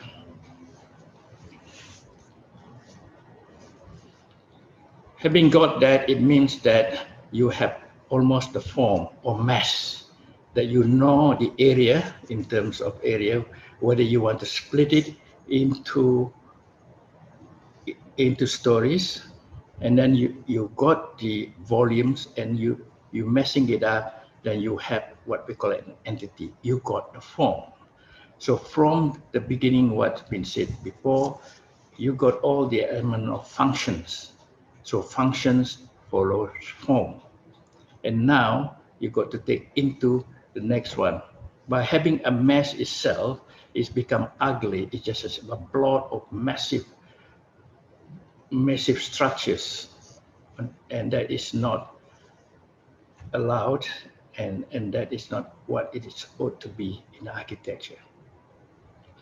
So you have to input the element of aesthetics, and this has been always been said, what is the grammar of design in my previous lectures. So it is, first is the elements of design that you got to incorporate what I said before about lines, about shapes, about voids and so on. That's in a way you have these blocks, a massive block, you have to sculpture it. To take it out for windows, you make it higher, you make it smaller, you got to put the roof over it, and this is what you're beginning to sculpt that mass that I talked to you about. By doing that, you got always to think about the trends and the relevancies of today's, what is you want to do. You have to show that in a way. The other one is a choice of expressions, how you do it. Having got that, having got the elements inside that to do the aesthetics, after having got all that thing done, you now have the aesthetics. Why do you need that, this aesthetics? You know, it is, in a way, is visual communication. You want the people to look at it and appreciate it, and then they can talk about it. But not only that, they can understand it. It's like language, you use grammar in a way to communicate. And in buildings and in architectures, you use these elements that I said before, is the grammar of visuals, communication. And that you must know that in order to relate to, so that people can understand and appreciate what you're doing. Of course, you can put your choice of expressions, either your own expressions, like many master architects, great architects that do great epic buildings. Not only that, symbolic building and so on, they have their strong expression of their own, and that they can follow it. It's like it. And artists, when they got their more or less individualism expressions of their own, they follow the same trends all throughout. But otherwise, you can also follow what is trendy, what is relevant, as today's. As you know, relevancy changes from one to the others. And in the beginning, it was a classical period, and then it goes through all the successions in history of architectures, and follow up after the Second World War is the Bauhaus introductions of minimalism. And then later on, you have internationalism, constructionism. This is what I call trend or movement in architecture, you can either follow that. But in the end, you may have your own expression, and it is your personal attribution what you're good at, and to express that in your architecture, having got all that grammar correctly. It is like as language again, as I said, you know the grammar, and now you are to write an essays or story. So it is like that. It's a storytelling and an essays. It's your expression. It's your touch in a way. So this is where it has become your signature. This is where you can do whatever it is. But unlike an artist, that they can do it anything they like because they don't care whether the place can be sold or not, or his work can be sold or not, because he has no responsibilities. But architects has full of responsibility, not in terms of the building collapse, not doing the proper things, uh, environmental impacts, the laws that you've got to follow, the building laws, all other kind of laws that attach to it. And you also you must know property laws and other kind of laws. This is why it's so much that you have to learn to get into that. As they said, if a doctors make a mistake, they just bury the patient. But if an architect make a mistake, the objects stand up like a sore thumb, and they will be there forever, impacting the climate and adding into pollution, what I call visual pollution. I've been in practice for nearly 50 years, and I've been lucky enough to do so much of work in variations. It is different from place to place because the requirements are different, the climates are different, the soil I say is different, and many things are differences. Therefore, it comes out differently, and also the clients are different too, and their requirements differ as well, and therefore you got the variation of this building. But whatever it is acceptable standard. It is good to look at, and in some cases, it is become iconic. So I'm showing you a little bit of this from the beginning of my work. This is just presenting the best of what I have done throughout the years. And you can see some are tall building, some are 6, 7-story building. They are for different purposes, from embassies to office building, and to many various kind of building, and the expressions are all different. And just to tell you, at the end of it, in 1989, I have to do buildings for the Indian community in Kuala Lumpur, and how to reflect that for that community in a modern form. So of course, I take the example of the stupa, and that's okay. You can see that at the bottom is bigger than the top one.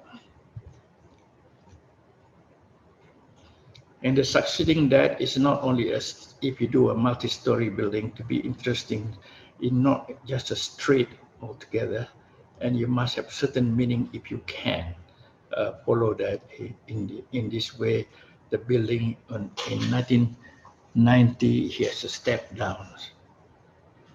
So it follows. Sometimes I have to follow or express the culture of that particular state or countries, and then develop it on its new expressions towards that, as you can see in this example. You are again, there are various kind of building, from stadiums, as I say, spire of the building. In fact, my areas of works really covers in many spectrums of building or building types. Here are the latest one, and sometimes it is inspired by my artist friends. Sometimes inspired from what I see, or I develop what I see or what cultures of that particular place and developed it into modern form. There are large building, there are small building, and on the left in 204, this is another buildings for the parliamentary buildings of Sarawak. But I do works not only in Malaysia, but throughout in Indonesia, in Pakistan, Dubai, Saudi Arabia, and this is some of the works overseas. And continuing the works, and you can see that they are all not the same because it's done in different time for different purpose, for different clients, and therefore it developed into different expressions. Here is the latest one. One is university and 2014 for Harriet Watts University. And the second one in 2016 that we won the competitions for the Malaysian pavilions. And the latest one is for Moving Peaks Hotel. And continue that is a small hotel or resort hotel in 2018 for my own family. And continue with that is the latest one in 2020. We just completed the Malaysian Pavilion for Dubai World Expositions. But in larger work, we also contribute our planning expertise in the design of not only a new administrative buildings of Malaysia, but the convention center. And this is how it is inspired of the convention center. It is what we call pendeng. It's the buckle of dignitaries in Malaysia. And out of that, in terms of the plan, we developed that into a round circular buildings of the convention hall.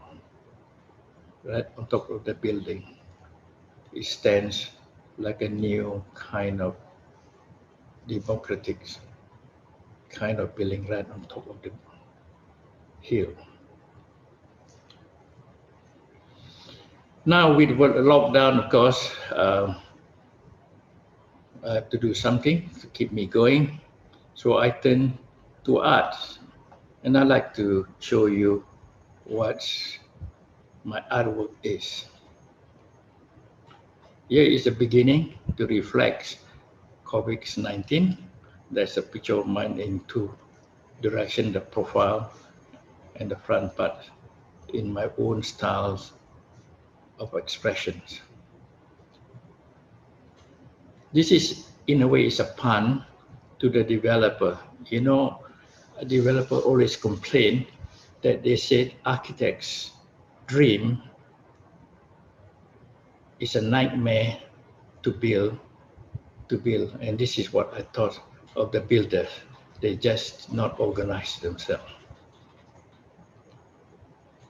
And this is my latest work so far.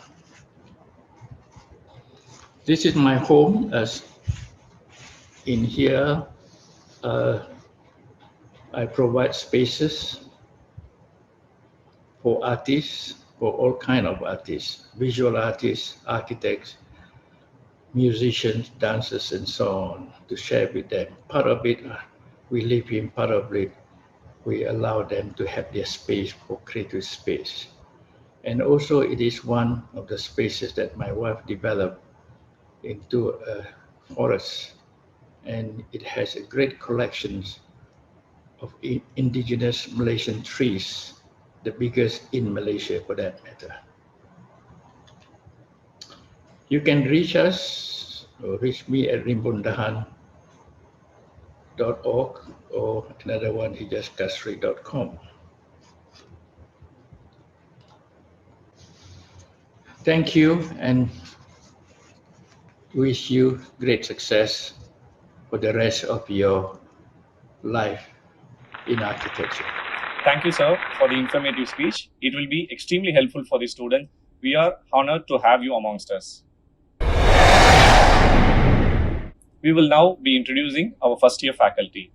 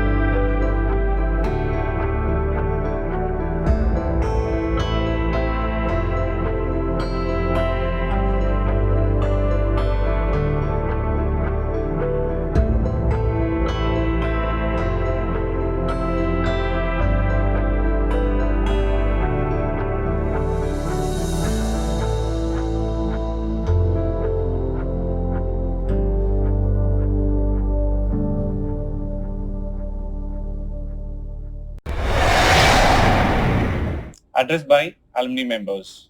Our alumni, Architect Ashifa and Architect Kumaran, will address the freshers and share their experience in college and after their graduation.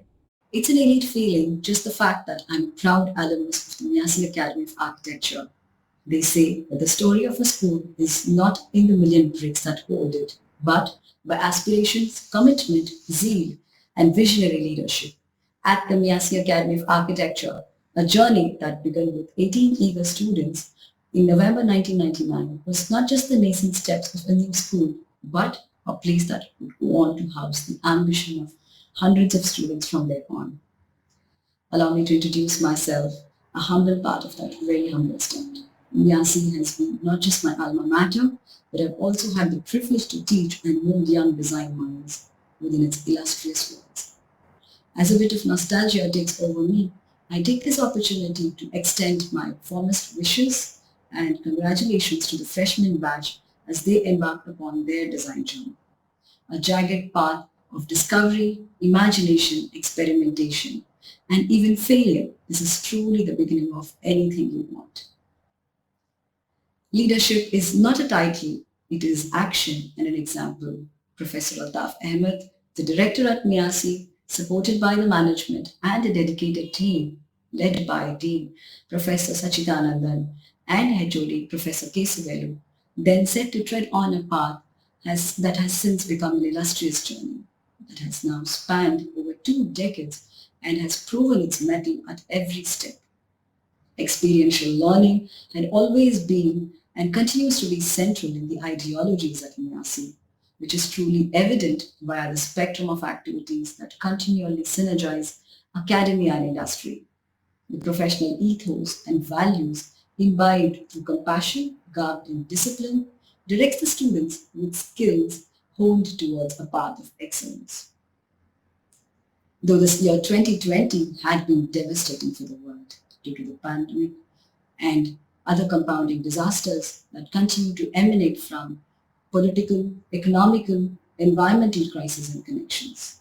We, the educational fraternity, are still foolishly buoyant that design education will certainly help salvage fading human values, melting economies, and probably even offer stability through sensible and responsible design actions. The optimist in me truly believes that once you choose hope, anything is possible. Adversities only pave the way for opportunities to ponder, reflect, learn, and innovate from. My ardent advice to you would be to relish these academic years, work hard, be passionate, imaginative, honest, flexible, and garnish all these traits with a generous dose of discipline. Your faculty and peers will be your best friends and worst critics along the way. Take it all in your stride and strive to be the best version of yourself. All I can truly say is that the Measi Academy of Architecture supported not just my dreams to learn and succeed, but instilled in me a curiosity and joy of learning, and the quest to excel. In the poem Divine Comedy, Dante Alighieri wrote, "Consider, ye the seed from which ye sprang, ye were not made to live like unto brutes, but for pursuit of virtue and of knowledge." I truly thank my alma mater for this honor and opportunity to be able to address the new batch of students on the threshold of their design journeys, reiterating the respect and gratitude which every alumni of Measi has towards individual member of the academic team, management, and the administrative team for their endless support during our academic tenure and beyond. All I can say is that Measi has taught me that each day is an opportunity, a new chance, a new beginning. Welcome it with open arms, because unless you spread your wings, you have no idea how far you can fly. Hi everyone, my name is Kumaran Parthaban. I'm a proud alumnus of Measi from the class of 2017. To give you a glimpse of my journey in architecture, throughout my time in Measi, I learned the fundamentals of architectural design, construction, real-world application, and I was a very curious student. I loved to challenge the design brief. During my education, I grew a particular interest in parametricism and closely followed the works of Zaha Hadid, through which I was able to find my own voice in architecture. During the 5 years, I was also able to connect with all the professors and many practicing architects in India. After graduating in 2017, for 1 year, I mentored students and collaborated with architecture firms over invited design competitions, where I had the freedom to be experimental with my design solutions. In 2018, I relocated to Los Angeles in the US to pursue my master's in architecture degree in Southern California Institute of Architecture, also famously known as SIAC.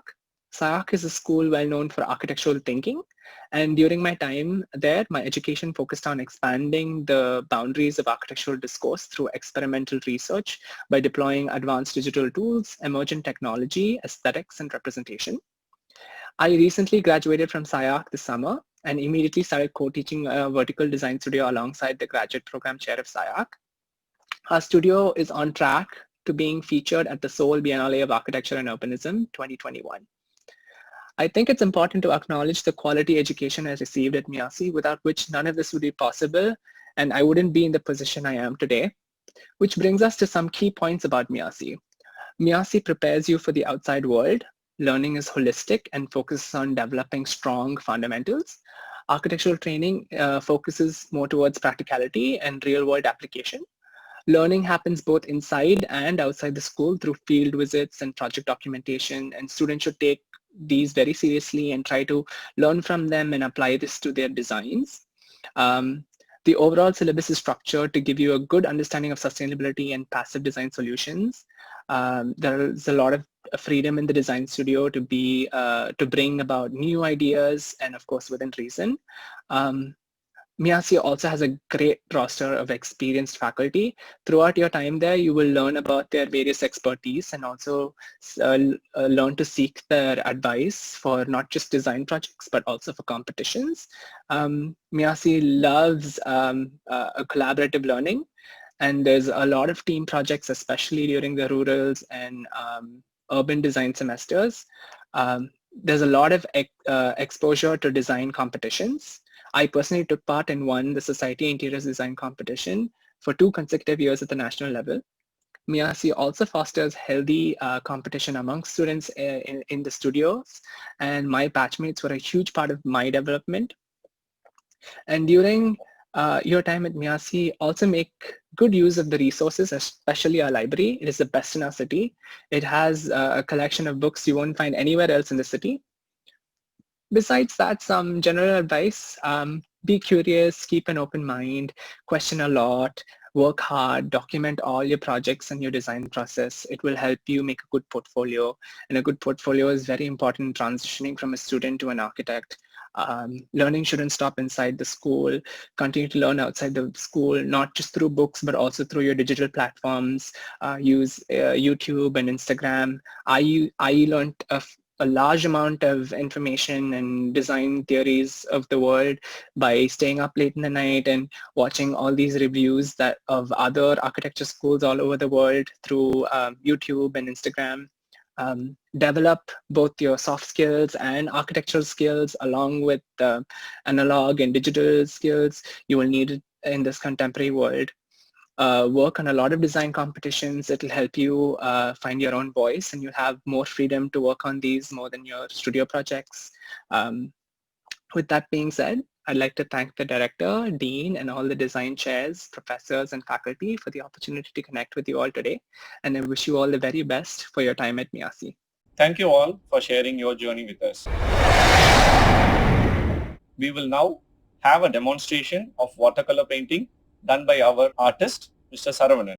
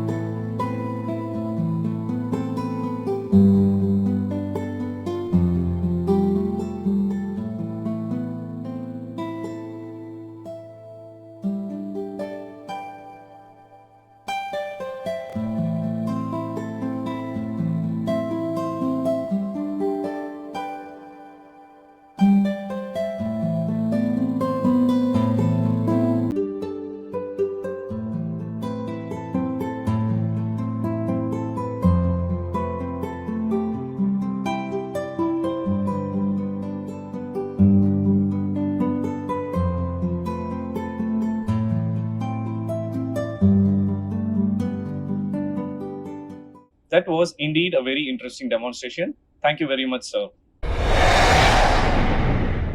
With this, I thank you all for joining in this session and wish you all a lot of success as you begin this new journey.